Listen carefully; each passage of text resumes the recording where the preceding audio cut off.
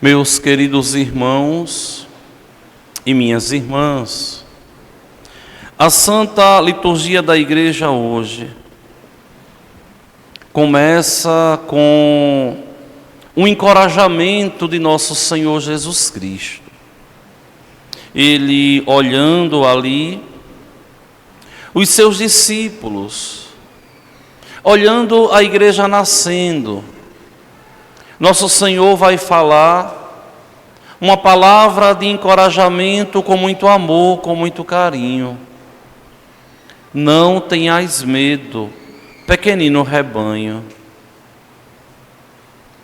Por que nosso Senhor fala assim? Porque nosso Senhor sabe que os cristãos em meio ao mundo sempre serão minorias. Muitos se dizem cristãos, mas poucos são os que verdadeiramente levam a sério essa comunhão com nosso Senhor. Ser cristão não é só simplesmente ser batizado. Ser cristão é assumir o batismo que um dia recebeu. É lutar para ser amigo de nosso Senhor. É lutar para viver sempre em uma plena comunhão com Ele. Uma comunhão que nem sempre vai nos agradar, que muitas vezes não vamos compreender, que muitas vezes vamos até relutar para não aceitar. Mas devemos ter a certeza de que é essa comunhão com nosso Senhor que nos levará aos céus. Nosso Senhor, aqui no texto santo de hoje, Ele nos chama de um pequenino rebanho. Um rebanho pequeno, mas um rebanho que ama. Um pequeno rebanho, mas um rebanho determinado a ser de Deus, a ter o coração em nosso Senhor.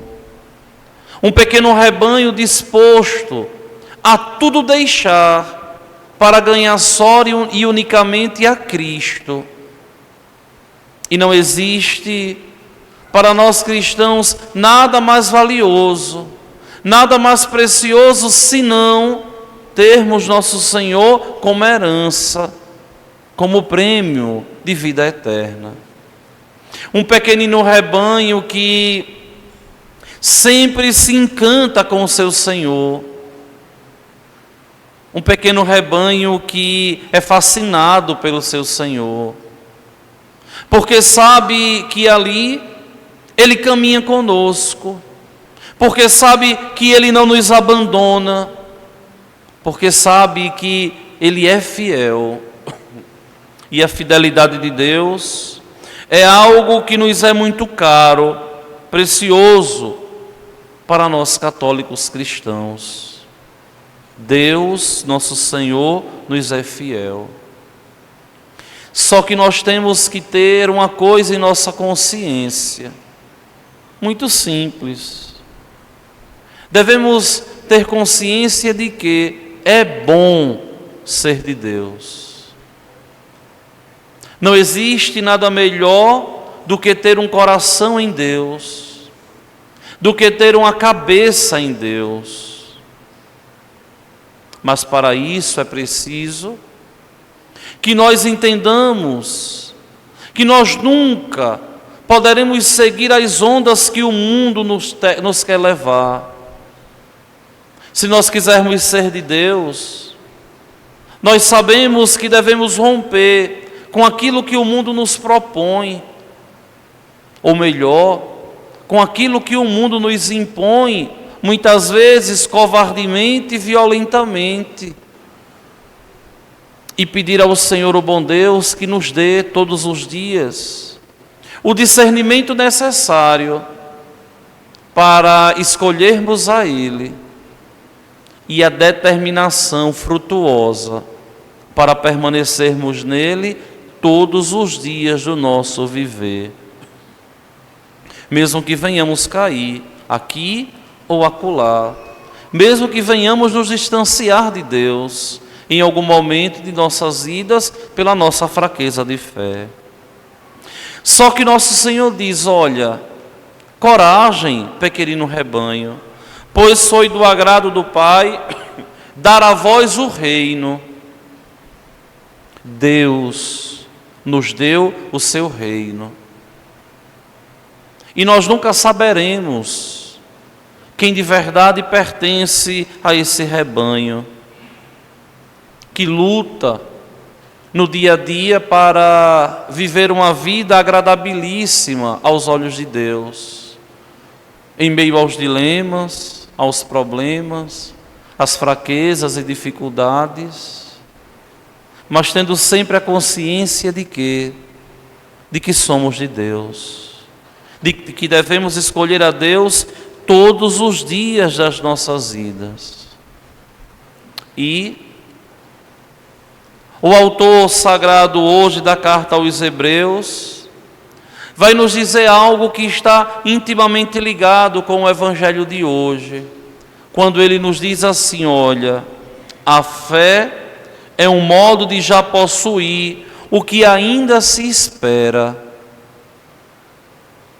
Parece uma perícope aqui, meio que difícil de entender, de interpretar, mas é muito fácil.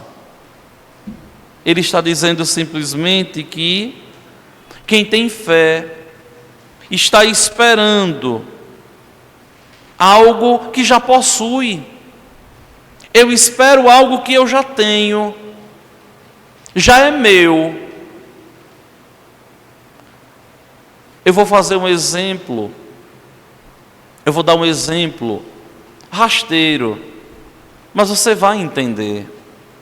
É como se fosse assim, como se fosse você tivesse ganhado na loteria, na Mega Sena, na loteria, na Mega Sena. Você ganhou ali 10 milhões de reais.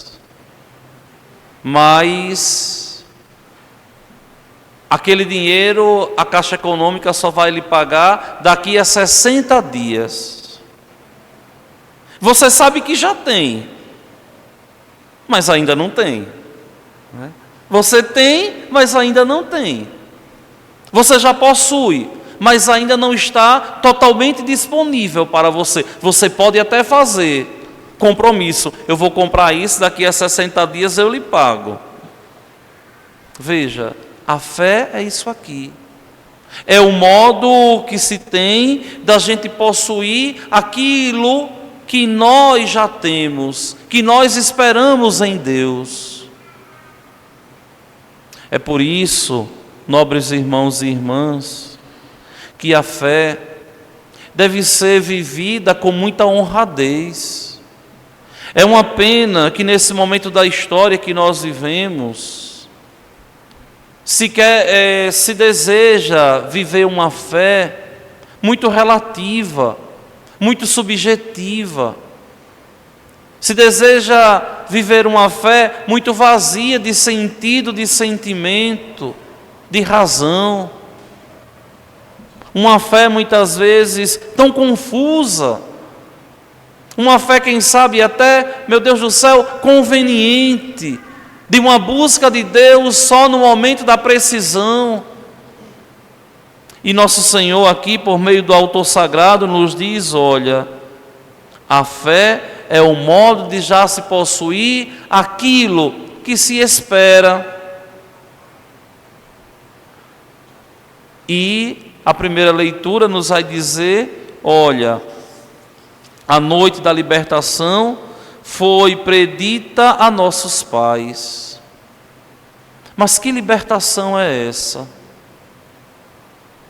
Quando se usa essa palavra libertação aqui no Brasil, sempre na liturgia ela foi muito deturpada.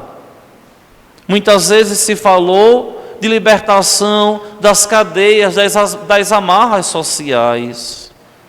Isso aqui também é importante, mas é um passo secundário. A libertação primeira aqui é das amarras da morte espiritual, daquilo tudo que nos prende, que nos afasta de Deus. Minha gente, e nós vivemos um dilema tão grande, porque tantas coisas o tempo todo tenta nos afastar de nosso Senhor, nos tirar de nosso Senhor, fazer com que a gente rompa a amizade com nosso Senhor. A libertação que nós sonhamos, primeiramente, é a libertação das amarras do pecado, que rompe a nossa amizade com Deus, que nos afasta totalmente de Deus. Essa libertação que foi predita, que foi prefigurada, que foi vivida pelo antigo Israel. O povo de Deus do antigo Israel esperava ardentemente esse momento, o momento da libertação. Deus me libertou, Deus me resgatou de uma vida errante e me fez seu filho, e me deu uma vida nova, e agora eu sou uma nova criatura. Essa mudança de vida, essa escolha por Deus, nós devemos fazer a vida toda, nos autoanalisarmos, rezarmos a nosso Senhor e todos os dias buscar entrar no eixo. Ninguém nessa igreja está pronto, ninguém aqui está preparado, ninguém aqui é perfeito. Todos nós somos quebradiços, incompletos e, digo mais, insuficientes. Precisamos de Deus, necessitamos da graça de Deus, precisamos da iluminação de Deus, para que nós possamos cada vez mais sermos dele. Nas escolhas em que nós fazemos, nos dilemas que nós vivemos. E aí nosso Senhor no Evangelho diz, olha, porque onde está o vosso tesouro, aí estará também o vosso coração. Minha gente, o que é importante para nós, nós nos dedicamos. Quando nós temos interesse em algo, nós lutamos. Quando nós amamos algo, a gente vai atrás, a gente zela. Quando algo é importante para nós, nós gastamos o nosso tempo. E é nesse patamar, e é nesse lugar, que nós devemos colocar o Senhor. Não existe nada mais importante na nossa vida, se não ganharmos Deus. Coloque em sua cabeça, eu preciso ganhar todos os dias a Deus. Aí você poderia me perguntar assim, mas padre, como é que eu ganho a Deus? E aí eu te respondo com muita simplicidade. Quando você, na liberdade que Ele te deu, você escolhe Ele. Na liberdade que Ele te deu, você sendo livre, você escolhe a Deus. Eu minto ou não minto? Eu não vou mentir. Eu traio a minha esposa ou não traio? Eu não vou trair. Eu roubo ou não roubo? Eu não vou roubar. Eu falo mal da vida alheia ou eu não falo mal da vida alheia? Eu não vou falar mal da vida alheia. E você pode ir todos os dias, colocando os dois caminhos na sua frente e escolhendo sempre o caminho de Deus. Aí você tem Deus como um tesouro. Aí o seu coração estará totalmente em Deus. Cristão que vive assim, alcança o céu. Só que eu digo para vocês, não é fácil não, viu? É muito difícil. Quem luta verdadeiramente para crescer em santidade, sabe que basta uma olhada, se dizia do caminho. Basta uma conversa tosca, se dizia do caminho. Basta esquecer um pouco a vida de oração que já se perdeu. Não é fácil. E principalmente nesse momento da história que nós vivemos. É porque muitas vezes vocês não têm o discernimento que nós, que vivemos mais, esse critério de fé para instruir o povo, a gente tem. Esse estado de graça da nossa ordenação, da nossa condição. Mas o demônio, ele se infiltra em tudo para distorcer os corações humanos. Ele se infiltra em tudo para nos afastar de Deus. Se você vai assistir um programa de televisão, ali ele já inspirou alguém para colocar algo que te faça pensar e sair do prumo. Se você vai escutar uma música, é a mesma situação. Se você vai olhar as redes sociais, é a mesma coisa. Nós levamos todos os dias, minha gente, uma leva que não tem proporção de coisas que tentam o tempo todo nos afastar de nosso Senhor. Só que a gente não percebe, porque a gente acha comum escutar uma música. Desculpem a palavra, né? Mas a gente acha normal hoje em dia escutar uma música de cunho sexual. É normal hoje em dia assistir um filme de matança de gente ali instigando coisa errada. Para a gente é normal. Aos olhos da fé, não.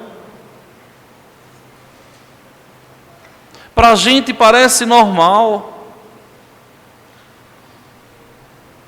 Para os olhos da fé, de modo nenhum. E nós precisamos buscar sair mais um pouco, não é? Eu lembro que as pessoas, por ideologia política aqui no Brasil, né, rechaçaram uma rede de televisão, né? Eu não assisto essa rede aqui que é um lixo. Tá, tudo bem. Mas esse rechaçamento que nós devemos fazer não deve ser por uma ideologia política, mas deve ser um rechaçamento evangélico. Olha, eu estudava em um seminário que naquele momento lá atrás, sinceramente, eu não entendia, né? E era um dos grandes críticos, viu? E criticava muito, né? A gente ia ler um jornal, o jornal estava todo cortado. A gente ia assistir um filme na casa, os filmes na época, não é? Era DVD. A gente ia assistir um filme no seminário, o superior da casa lá já tinha assistido o filme antes, pegava o controle remoto e passava a cena lá, para a gente não ver, né? A gente ia assistir o Jornal Nacional ou outro noticiário, não era no horário normal, eles assistiam, gravavam o jornal, na época em fita cassete, né, de videocassete, e passava para a gente ali. E quando tinha alguma matéria que eles julgavam que tiravam a nossa pureza, eles passavam. Mas eu criticava isso, né? Eu não entendia lá atrás. Já depois de padre, já maduro, né, já tenho 13 anos, mas lá pelos meus 6, 7 anos, eu comecei a entender essa visão deles. A visão da privação. Tem coisas que nós devemos nos privar para que o nosso coração fique puro em Deus. Aí tem gente que pode dizer assim: Ave Maria, esse Padre Walsh tem a cabeça fechada. Pode dizer, porque o meu objetivo é me salvar e salvar vocês. Pode falar, o Padre Walsh tem a cabeça pequenininha. Não tem problema não, diante do mundo sempre vai ser assim, mas diante de Deus sempre vai ser preciosa. Porque nós devemos ter esse senso crítico, sim, minha gente, de ver o que é bom para a nossa salvação e o que não é bom para a nossa salvação. Ver o que de verdade nos ajuda, está com o nosso coração em Deus, e ver o que de verdade não nos ajuda a estar em Deus. E nós devemos sim ter esse senso de fé e viver sempre preparados para o encontro com o nosso Senhor. Olha, vocês não sabem, eu não sei o momento em que a gente vai encontrar com o nosso Senhor. Eu já tenho 42 anos, eu sei se é daqui a 40, eu sei se é daqui a 10 dias, ou se é essa noite, eu não sei. Você também não sabe o dia, o momento em que você vai se apresentar diante de Deus. É por isso que nós devemos viver preparados. Pode ser que nesse momento você não entenda, mas quando você de verdade começar a levar a sério a fé, você vai ver que muitas coisas não apetecem ao teu coração. Para um menino, para um jovem, muitas vezes é mais fácil rechaçar essas coisas agora. Isso aí é tudo balela.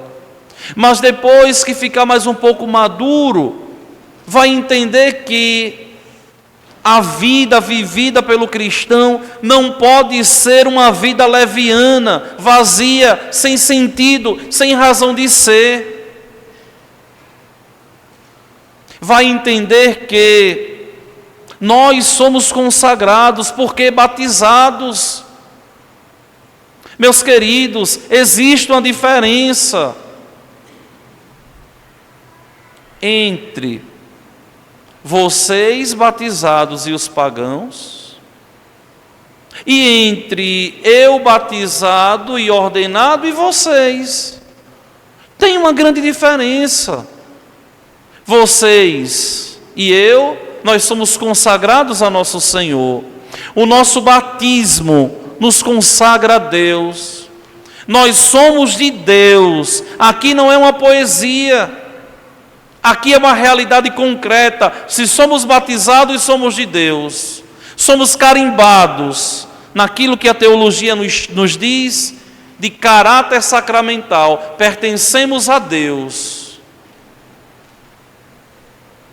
Os pagãos não. Só que os cristãos se perdem em meio aos pagãos. Eu também sou consagrado com vocês, como batizado, como cristão. Mas sou também consagrado para agir na pessoa de Cristo, para conduzir vocês ao céu. Olha a diferença aqui, quando Pedro, olhando e escutando a parábola que nosso Senhor contou, Pedro diz assim: Senhor, Tu contas esta parábola para nós ou para todos? Vamos falar a mesma coisa de um modo diferente. Senhor, Tu contas esta parábola para nós ordenados ou para todos os cristãos? E nosso Senhor vai dizer: olha, quem é o administrador fiel e prudente que o Senhor vai pôr à frente do pessoal da sua casa para dar comidas a todos na hora certa? Feliz o empregado que o patrão, ao chegar, encontrar agindo assim, agindo na justiça, na caridade, na verdade, lutando para ser alguém do bem, do coração bom, sem maledicência, sem destruir o outro, sem ser um falso, sem ser um mentiroso, sem ser um enganador, sem ser um ladrão, sem ser um assassino. E a gente poderia falar tanta coisa. Lutar para sermos de Deus. Lutar para o nosso coração permanecer em Deus.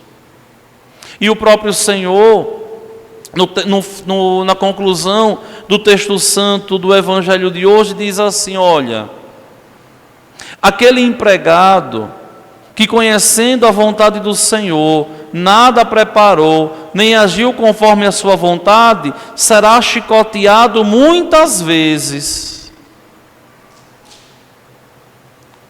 Quem conhece a vontade de Deus e faz errado, vai sofrer mais. É muito simples. O empregado que não conhecia essa vontade e fez coisas que merecem castigo, será chicoteado poucas vezes. Ou seja, aqueles que pecaram sem o discernimento necessário, também vão pagar. Agora, quem conhece a vontade de Deus e faz a vontade de Deus na sua vida acontecer, esse sim receberá a retribuição dos justos na glória dos céus. E é tão gostoso quando nós escutamos nosso Senhor dizendo assim: olha, não tenhas medo, pequenino rebanho. E depois nosso Senhor no finalzinho vai dizer: olha, a quem muito foi dado, muito será pedido. A quem muito foi confiado, muito mais será exigido. Entenda uma coisa: o Deus que nos criou é um Deus ciumento. Ele nos quer totalmente para Ele. O Deus que nos criou é um Deus que não aceita nos dividir com nada, nem com ninguém. Ele nos quer totalmente para Ele. Claro, cada um vivendo a sua vida na sua condição. Mas Deus gosta de habitar sozinho no coração do homem, sem dividir o coração do homem com as artimanhas de Satanás. Meus queridos irmãos e minhas irmãs, a liturgia santa da igreja, na próxima semana, seria completada pelo trecho do Evangelho que iria completar diretamente a liturgia de hoje. Mas a igreja vai celebrar a solenidade da Assunção de Nossa Senhora. Mas o texto do Evangelho que seria da semana que vem é aquele que nós vimos por esses dias, mas vai simplesmente externar o desejo de Deus, quando Ele vai dizer assim: olha, eu vim lançar fogo sobre a terra, e como gostaria que já estivesse aceso. Que fogo é esse? Minha gente, é o fogo da fé. A fé em Deus arde, nos ilumina e nos impulsiona sempre à frente para estarmos em Deus. Que o Senhor, o bom Deus, nos ilumine, nos ajude e nos fortaleça, e que nós tenhamos o discernimento necessário para todos os dias das nossas vidas podermos escolher a Deus. E diante de nós, todos os dias, se apresentam os caminhos, o que leva a Deus e o que leva à perdição, o que leva ao céu e o que leva ao inferno. Escolhamos assumir o nosso batismo, escolhamos todos os dias vivermos o céu aqui na terra e um dia na eternidade em Deus nosso Senhor. Creio em